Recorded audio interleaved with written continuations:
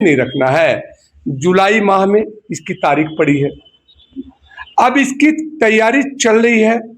बस सभी अधिवक्ताओं से हम अभ्यर्थी इतना ही कहेंगे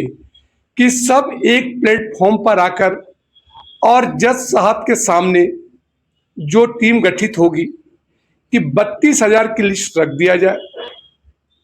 और 32,000 की लिस्ट में साथ में ये कह दिया जाए कि अपने अधिवक्ता के माध्यम से कि सर इनका बहुत लंबा संघर्ष है, एक उम्र हो चुकी है, आप जितने को ज्वाइनिंग देना चाहते हो आप दे दो और इस अध्याय को खत्म कर दो, क्योंकि 15 साल एक बहुत बड़ा समय होता है। तो 32 के 32 या 33 के 33,000 जो भी गूगल फॉर्म के साथ लिस्ट बनी है, इन सबको आदरणीय जज साहब के सामने रखना पड़ेगा और सारे जो भी अधिवक्ता है उनको यही अनुरोध करेंगे हम कि जज साहब को कह देना है कि सर अब आपके ऊपर है, आप जितना का ज्वाइनिंग देकर इस अध्याय को द एंड कर दिया जाए और कोशिश रहे सर कि सबकी बहुत पुरानी दास्तां है और बेहद गरीबी से पढ़े हुए बच्चे हैं। एक तो गरीबी होता है, एक बेहद गरीबी से होता है, और जिन बच्चों की नौकरी नहीं लगी आज स्तर इतना उनका खराब है कि प्राइवेट स्कूलों में कोई 5,000, कोई 8,000, कोई 10,000 की नौकरी करने पर अपने पेट पालने पर मजबूर है। जिन शिक्षकों पर भविष्य की पूरी नींव टिकी होती है बच्चों की,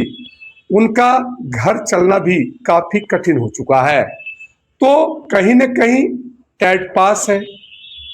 और इनका अगर आप सारे क्या नहीं हो सकता है, एक उचित मानदेय जो महंगाई के अनुसार चल रहा कि 40,000 45,000 रुपया पर एक फिक्स सैलरी पे रख दिया जाए इन सारे 32-34,000 जो बच्चे हैं उनका, ये मेरा व्यक्तिगत मत है। सोशल मीडिया पे बहुत सारी बातें हैं। अब जहां तक सुनवाई की बात है, नया बेंच गठित हुआ है, नए जज साहब आएंगे, एक पुराने जज भी हो सकते हैं उसमें, लेकिन कहानी वहीं का वहीं फिर आ जाएगी कि सुनवाई चलेगी, तारीख मिलेगी और नतीजा क्या होगा ये तो हम और आप 15 साल से पिछला देख रहे हैं। तो सभी अधिवक्ताओं से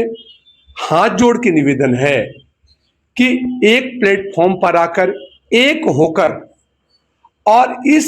जो पुराना प्रकरण बहुत दिनों से चल रहा है इसको द एंड की ओर डायरेक्ट किया जाए,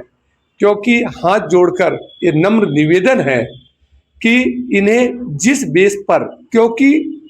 8,000 10,000 कहाँ वह बच्चों को पालना तो दूर बच्चों को देख भी नहीं पाते, 8-10,000 की स्कूल की नौकरी, फिर इतने से तो घर चलता नहीं है, फिर ट्यूशन पढ़ाने की ओर भागते हो,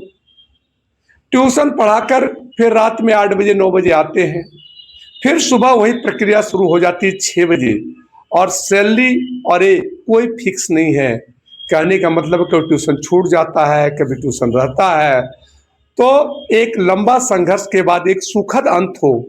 मैं ये नहीं कहता कि सबकी सरकारी नौकरी ही लग जाए, लेकिन एक सुखद अंत तो हो। 40-45 हजार की मानदेय जो अपने जीवन का गुजारा भत्ता चला सकते हैं, और इस पर भी आदरणीय सुप्रीम कोर्ट में यह बात होनी चाहिए कि इन लिस्टों पर आप जो करना है, लेकिन एक सुखद अंत कर दो। एक 15 साल का संघर्ष के बाद सर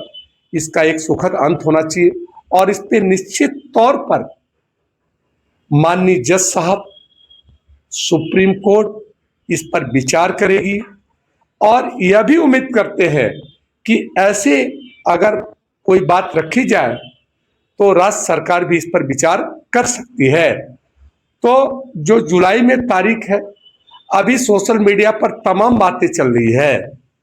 कि अभी ये लाभ मिलेगा, ऐसा लाभ मिल सकता है, यह हो सकता, वह हो सकता है, लेकिन जीवन के अंतिम पड़ाव ही कहा जाता है। 45 साल के बाद सरकारी नौकरी के लिए चौथा स्टेप मतलब पड़ाव ही कहा जाता है। इस पड़ाव में